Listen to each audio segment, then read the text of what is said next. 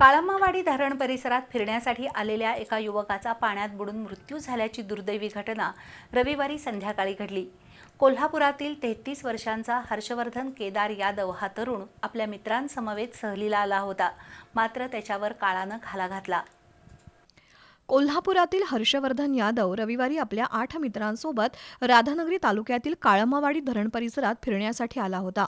सर्व मित्र मौज मजा करत सायंकाळी 4:30च्या सुमारास पोहण्यासाठी दूधगंगा नदीत उतरले। त्याचवेळी हर्षवर्धन धरणाच्या खाली असलेल्या खोल पाण्याच्या डोहात बुडाला आणि त्याचा मृत्यू झाला। हर्षवर्धन यादवनं MScची पदवी घेऊन हातकणंगले तालुक्यातील एका नामांकित कंपनीत नोकरी स्वीकारली होती। कंपनीतील कर्मचाऱ्यांसोबत तो रविवारची सुट्टी एन्जॉय करण्यासाठी काळमावाडी धरण परिसरात आला होता, पण काळानं त्याच्यावर घाला घातला।